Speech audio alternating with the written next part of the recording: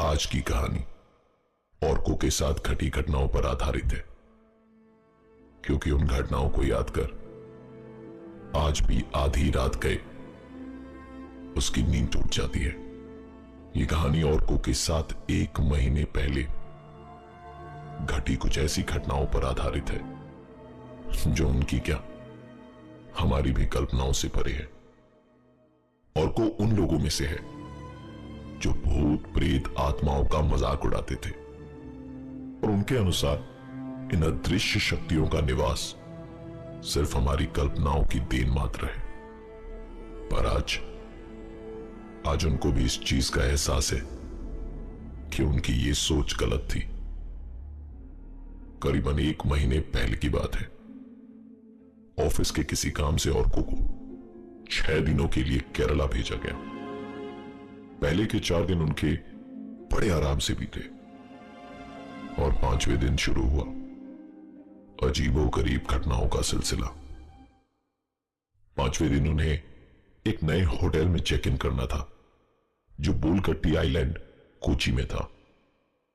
लंबे सफर के बाद 5वें दिन दोपहर में वो उस होटल में पहुंचे। इस होटल में अजीब सी शांति थी जो औरकों को काफी अस्वाभाविक सी लग रही थी।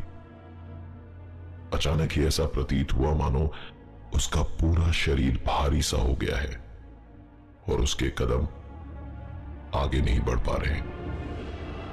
इसका कारण शायद लंबे से सफर के बाद शरीर में आई थकान भी हो सकती थी।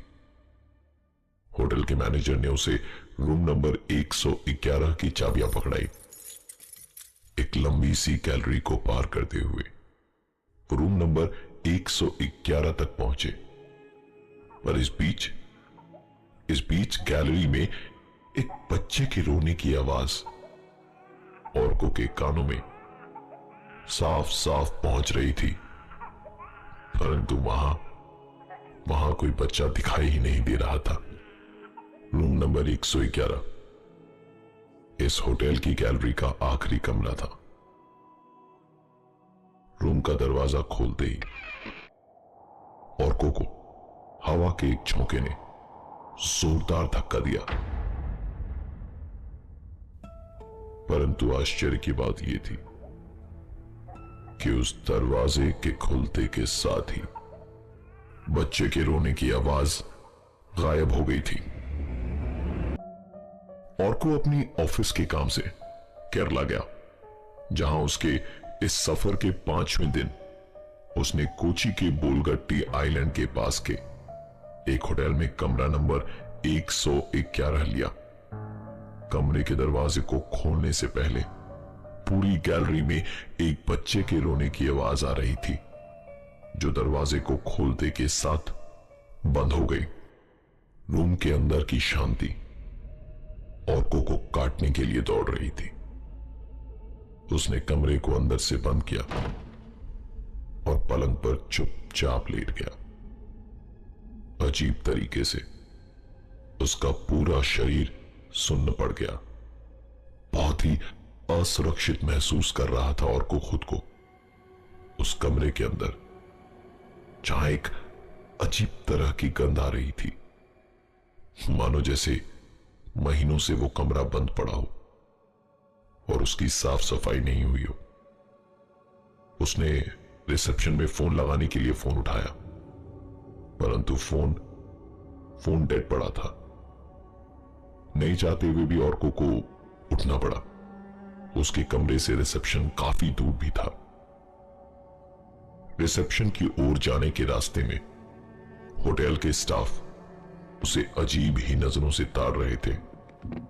हालांकि इन सब बातों को नजरअंदाज करते हुए वो रिसेप्शन की ओर बढ़ता गया। वहां पहुंचकर उसने मैनेजर से कमरे के बारे में शिकायत दर्ज करी और उसका कमरा बदलने की रिक्वेस्ट करी।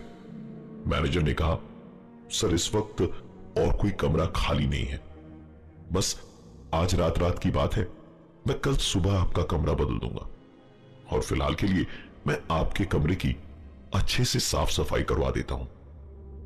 करीबन 1 घंटे के लिए और को रिसेप्शन के सोफे पर ही लेट गया। आंखें खुली तो घड़ी में दोपहर के 2 बज चुके थे। वो दौड़ता हुआ कमरे में गया और तैयार होकर अपनी मीटिंग के लिए निकल गया। उस दिन मीटिंग करीबन 8 बजे तक चली और मीटिंग से लौटने के बाद रात 9 बजे औरको ने होटल में डिनर किया और रूम नंबर 111 में चला गया। उसके इस कमरे में एक बड़ी सी खिड़की थी और खिड़की के बाहर का नजारा अविश्वसनीय था। खिड़की खोलते के साथ ही सामने का नजारा वंबानत लेक का था। औरको ने टीवी ऑन किया। टीवी के बाईं तरफ एक बच्चे की तस्वीर लगी थी। तस्वीर देखकर लग रहा था कि वो किसी विदेशी बच्चे की तस्वीर थी जिसके चेहरे से मासूमियत साफ झलक रही थी और उसकी निगाहें औरको की तरफ थी। सच मानिए उसकी निगाहें देख ऐसा लग रहा था मानो वो बस आप ही को घूरे जा रहा है। औरको ने तस्वीर की तरफ देखना बंद कर दिया और टीवी बंद कर अपने लैपटॉप पे काम करना शुरू किया।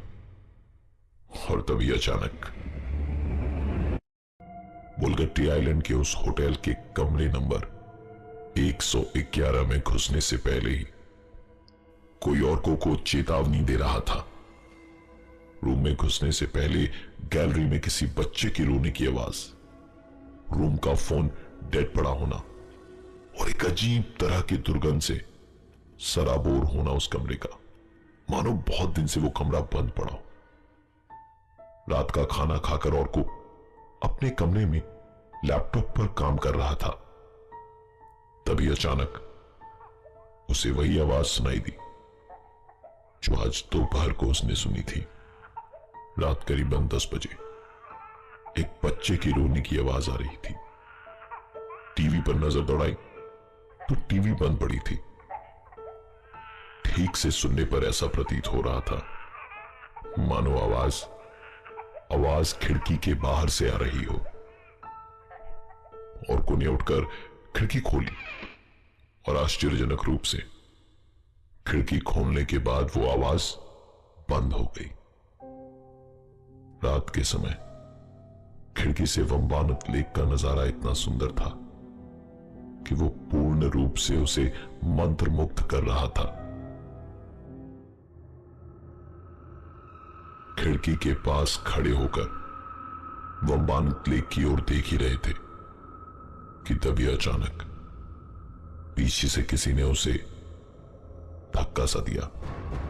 यह धक्का बहुत जोर से नहीं था, इसलिए बस उसके कदम हल्के से लड़खड़ाए, परंतु मन में एक डर जरूर पैदा हो गया था क्योंकि उस कमरे में उसके अलावा और कोई भी नहीं था। उसने तुरंत खिड़की बंद करी और टीवी ऑन करने के लिए जैसे ही रिमोट उठाया, उसकी नजर टीवी के बाईं ओर दीवार पर लगी उस विदेशी बच्चे की तस्वीर की तरफ गया। तस्वीर की ओर देख उसके पैरों तले जमीन खिसक चुकी थी क्योंकि उस तस्वीर पर बच्चे की आंख से पानी गिर रहा था, मानो वही बच्चा रो रहा था जिसकी तस्वीर वहां लगी थी। उसे लगा कि शायद वो कोई सपना देख रहा है, परंतु कुछ ही देर में उसे यकीन हो चला था कि यह सब कुछ उसका वहम नहीं बल्कि हकीकत है। चद्दर सर तक तान ली थी औरको ने ताकि उसकी आंखों के सामने सिर्फ अंधेरा हो और कमरे की एक झलक भी उसके सामने ना आए। औरको की वो चद्दर उसे कोई धीरे धीरे नीचे की ओर खींच रहा था। ऑफिस के काम से औरको केरला के वंबानत लेक के पास के एक होटल के कमरे नंबर 111 में रह रहा था।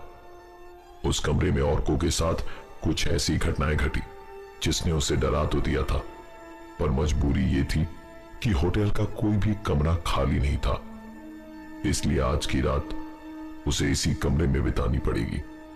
रात उसे कमरे में इतना डर लग रहा था कि उसने चद्दर सर तक तान ली थी ताकि उसे बाहर का कुछ भी नजर ना आए। लेकिन उसे कुछ यूं महसूस हो रहा था कि कोई उसकी चद्दर को धीरे धीरे नीचे की तरफ खींच रहा हो। धड़कनें काफी तेज हो गई थी कि तभी अचानक चद्दर के अंदर से वो एक पल उजाला और अगले ही क्षण अंधेरा देख पा रहा था। उसने अपनी सारी हिम्मत जुटाते हुए अपने पूरे शरीर के ऊपर से चद्दर उठाई। चद्दर हटाते के साथ ही उसने पाया कि बाथरूम की लाइट अपने आप जल और बुझ रही है। दबे कदमों के साथ उसने बाथरूम की ओर जाना शुरू किया और गौरतलब है कि बाथरूम की बत्ती का स्विच बंद पड़ा था। और को जैसे ही बाथरूम से बाहर निकला, उसकी नजर पलंग पर गई जहां उसके लैपटॉप के साथ में छेड़छाड़ कर रहा था एक बच्चा। इस बच्चे की शक्ल उस तस्वीर वाले बच्चे की शक्ल से हूबहू मिल रही थी। वो बस उस बच्चे की तरफ स्तब्ध होकर देखे जा रहा था कि अचानक उस बच्चे ने उसकी तरफ अपनी नजरें उठाई। औरको के गले से कोई आवाज नहीं निकल पा रही थी। उसने तुरंत अपना होश संभाला और कमरे से बाहर की ओर भागा। वो दौड़ता हुआ रिसेप्शन की ओर जा ही रहा था कि उसे होटल का एक स्टाफ मिला। औरतों ने चिल्लाते हुए उनसे कहा कि मैंने मेरे कमरे में एक बच्चे को देखा है। औरतों के इतना कहते के साथ ही उस होटल स्टाफ की आंखें बड़ी बड़ी हो गई, मानो अकस्मात उसे कुछ याद आ गया। परंतु उसने सभी चीजों को नजरअंदाज करते हुए कहा कि अगर आप ठीक समझे तो आप यहां मेरे साथ आज की रात गुजार सकते हैं। औरतों ने उनका हाथ पकड़ा और कहा, चाचा कुछ तो है जो आप बताना नहीं चाहते। और फिर उसके बार बार अनुरोध करने से चाचा ने कमरा नंबर 111 का सबसे बड़ा राज बताया। करीबन 2 साल पहले लंदन से एक परिवार उस होटल में रहने आया। उन्होंने 1 महीने के लिए कमरा नंबर 111 बुक कर रखा था और कमरे को अपने घर की तरह सजा लिया। वहां दीवार पर लगी पेंटिंग को उन्होंने अपने 5 साल के बच्चे की फोटो के साथ बदल दिया। 28 जून 2012 की रात न जाने पति पत्नी के बीच ऐसी क्या बातचीत हुई कि पति ने तेज धार वाली छुरी से पहले तो अपनी पत्नी का खून कर दिया और फिर अपने 5 साल के बच्चे को खिड़की से बाहर वंबानक लेक में धकेल दिया और फिर खुद कमरे के पंखे से लटक कर आत्महत्या कर ली। उस दिन से यह कमरा बंद पड़ा था। कमरे की हर एक चीज को उस दुर्घटना के बाद बदल दिया गया था, लेकिन उस बच्चे की तस्वीर वहीं की वहीं थी। चाचा की बातें सुनते सुनते कब औरकों की आंख लग गई उसे पता ही नहीं चला। सुबह जब आंख खुली तो चाचा उसे अगल बगल कहीं नजर नहीं आए, परंतु जाने से पहले वो चाचा से एक बार मिलना चाहता था। मैनेजर से जब औरकों ने पूछा तो वो उसकी कोई भी मदद नहीं कर पाए।